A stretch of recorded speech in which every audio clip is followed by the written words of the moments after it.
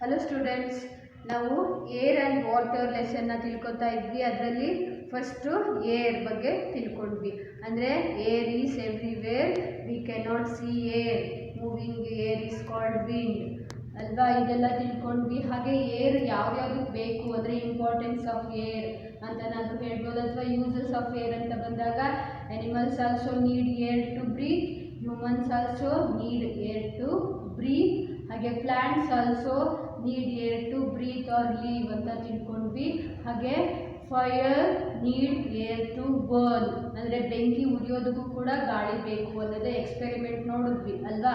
ಹಾಗೆ ನಿಮಗೆ ಕ್ವಶನ್ ಕೂಡ ಕೊಟ್ಟಿದ್ದೆ ನಾನು, ಯೂಸಸ್ ಆಫ್ ಏರ್ ಅಂತ ಏನೇನಕ್ಕೆಲ್ಲ ಬೇಕು ನಾನು ನಿಮಗೆ ಪಾಯಿಂಟ್ ಮಾಡಿದ್ದೀನಿ, ನೀವು ಕೂಡ ಬಂದಿದ್ದೀರಾ ನೋಡಿ. ಯೂಸಸ್ ಆಫ್ ಏರ್ ಅಂತ ಅಲ್ಲಿ ಥರ್ಡ್ ಕ್ವಶನ್ ಬಂದಿದೆ ನೋಡಿ, ನಾನು ಪಾಯಿಂಟ್ಸ್ ವೈಸ್ ಮಾಡಿದ್ದೀನಿ.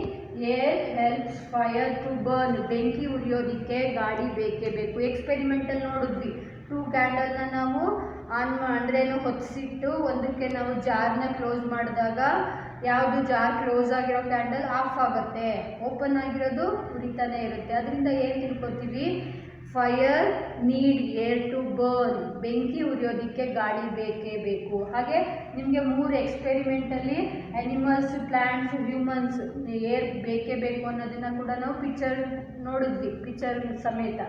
Animals, plants and humans need air to live, live means breathe ಅಂತ, ಉಸಿರಾಡೋದಕ್ಕೆ ಗಾಳಿ ಬೇಕು. ನಾವು ಉಸಿರಾಡಲಿಲ್ಲ ಅಂದರೆ ಸತ್ತು ಹೋಗ್ತೀವಿ ಅಲ್ವಾ. ಅದೇನೆ ಟು ಬ್ರೀತ್ ಅಂತಲೂ ಅದೇನೆ, ಲೀವ್ ಅಂತಲೂ ಕೂಡ ನಾವು ಹೇಳ್ಬೋದು. ಏನು, animals, plants and humans need air to leave.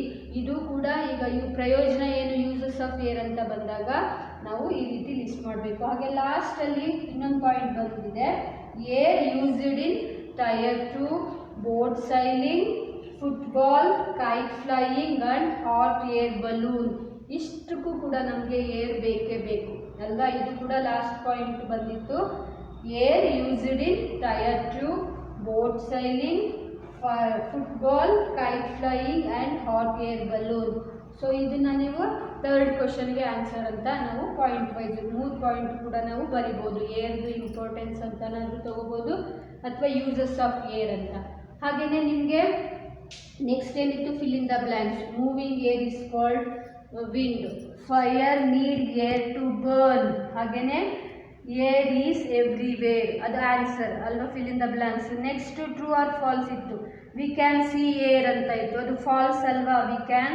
V cannot C air, ಅಲ್ಲಿ ಯಾವ ಸ್ಟೇಟ್ಮೆಂಟ್ ಇತ್ತು, ವಿ ಕ್ಯಾನ್ ಸಿ ಅಂತ ಬಂದಾಗ ಅದು ಫಾಲ್ಸ್ ಸ್ಟೇಟ್ಮೆಂಟ್ ಆಗುತ್ತೆ. ಹಾಗೆ ನೆಕ್ಸ್ಟ್ ಏನು ಬಂದಿತ್ತು, plants need air to live, true ಹೌದಲ್ವಾ. ಪ್ಲ್ಯಾಂಟ್ಸ್ಗಳಿಗೂ ಕೂಡ ಏರ್ ಬೇಕೇ ಬೇಕು, ಇಲ್ಲಾಂದರೆ ಅವು ಸತ್ತು ಹೋಗ್ತವೆ. ಅದನ್ನು ಎಕ್ಸ್ಪೆರಿಮೆಂಟಲ್ಲಿ ನಾವು ನೋಡಿದ್ವಿ. ನೆಕ್ಸ್ಟ್ ಲಾಸ್ಟ್ ಇತ್ತು ಸ್ಟೇಟ್ಮೆಂಟು, ಆ tyre tube is filled with water ಅಂತಿದೆ. ಟೈರ್ ಟ್ಯೂಬಿಗೆ ನಾವು ವಾಟರ್ನ ಫಿಲ್ ಮಾಡಲ್ಲ, ಏರ್ನ ಫಿಲ್ ಮಾಡ್ತೀವಿ. ಅದು ಕೂಡ ಇದು ರಾಂಗ್ ಸ್ಟೇಟ್ಮೆಂಟ್, ಅದಕ್ಕೆ ಫಾಲ್ಸ್ ಅಂತ ಅಲ್ವಾ. ಇನ್ನೆರಡು ಕ್ವಶನ್ಗೆ ನಾನು ಆನ್ಸರ್ನ ಟೆಕ್ಸ್ಟ್ ಬುಕ್ಕಲ್ಲೇ ತೋರಿಸ್ತೀನಿ. ಇಲ್ಲಿ ಫಸ್ಟ್ ಇತ್ತಲ್ಲ question, prove that animals need air to breathe ಅಂತಿದೆ. ಅಂದರೆ ಆ್ಯನಿಮಲ್ಸ್ಗಳಿಗೂ ಕೂಡ ಬದುಕೋದಕ್ಕೆ ಗಾಳಿ ಬೇಕು ಅನ್ನೋದನ್ನು ಯಾವ ರೀತಿ ತೋರಿಸ್ತೀವಿ ಅಥವಾ ತೋರಿಸಬಹುದು. ಸೊ ನಾವು ಇದೇ ಆನ್ಸರ್ನ ಬರಿಬಹುದು ಅಲ್ವಾ.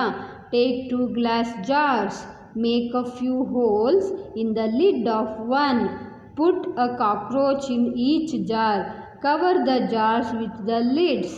After some time, the cockroach in the jar without holes dies.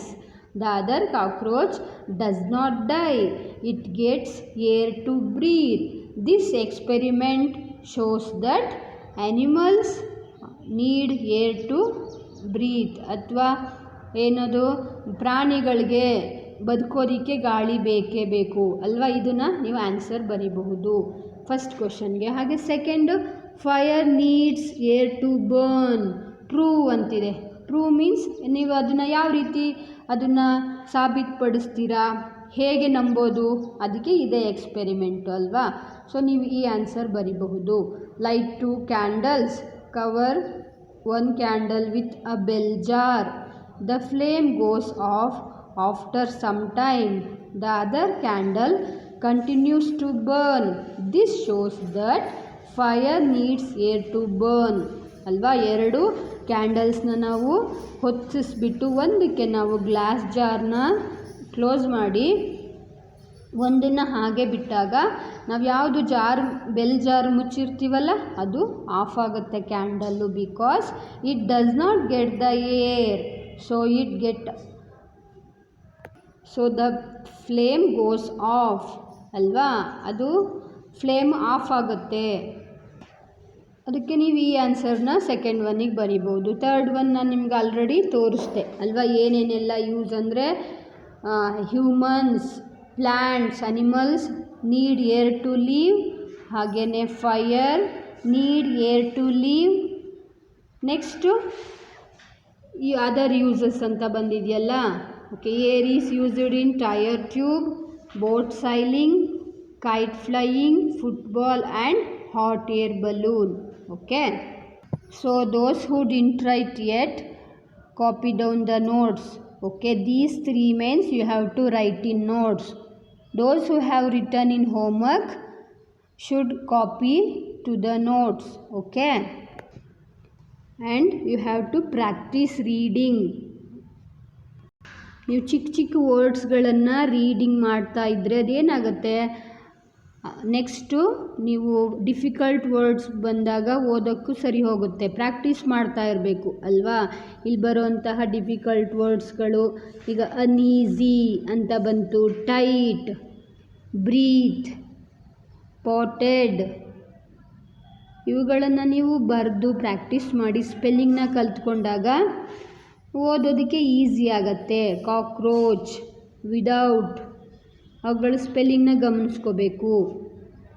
Next ಕ್ಲಾಸಲ್ಲಿ ನಾವು ವಾಟರ್ ಬಗ್ಗೆ ತಿಳ್ಕೊಳ್ಳೋಣ, ಅದರ ಯೂಸಸ್ ಏನು, ಹಾಗೆ ಸೋರ್ಸಸ್ ಆಫ್ ವಾಟರ್ ಯಾವ್ದ್ಯಾವುದು, ಪ್ಯೂರ್ ವಾಟರ್ ಅಂದರೆ ಹೇಗಿರುತ್ತೆ, ಯಾವ ವಾಟರ್ ನಾವು ಕುಡಿಯೋಕ್ಕೆ ಸೂಕ್ತವಾಗಿರುವಂಥದ್ದು, ಹಾಗೆ ಯಾರಿಗೆಲ್ಲ ವಾಟರು ಬೇಕೇ ಬೇಕು ಅನ್ನೋದನ್ನು ನಾವು ನೆಕ್ಸ್ಟ್ ಕ್ಲಾಸಲ್ಲಿ ತಿಳ್ಕೊಳ್ಳೋಣ.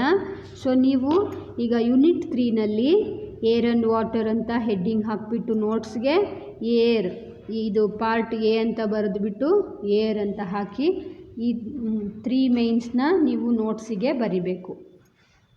ಅದಾದ ನಂತರ ನೀವೇನು ಮಾಡಬೇಕು, ಫಿಲ್ ಇನ್ ದ ಬ್ಲ್ಯಾಂಕ್ಸ್ ಮತ್ತು ರೈಟ್ ಟ್ರೂ ಆರ್ ಫಾಲ್ಸ್ ಇದೆಯಲ್ಲ, ಈ 2 ಮೇನನ್ನು ನೀವು ನನಗೆ ಓದ್ಬಿಟ್ಟು ಅಂದರೆ ವಾಯ್ಸ್ ಮೆಸೇಜ್ನ ಕಳಿಸ್ಬೇಕು. Everybody should read and send me voice message. Then I can know that you have practiced well. Okay,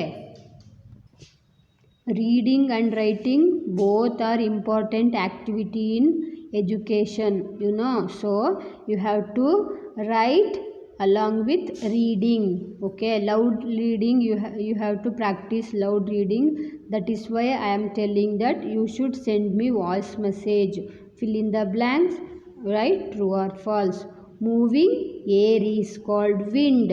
Fire needs air to burn. Air is everywhere. Again, next we can see air. False. Plants need air to live. True.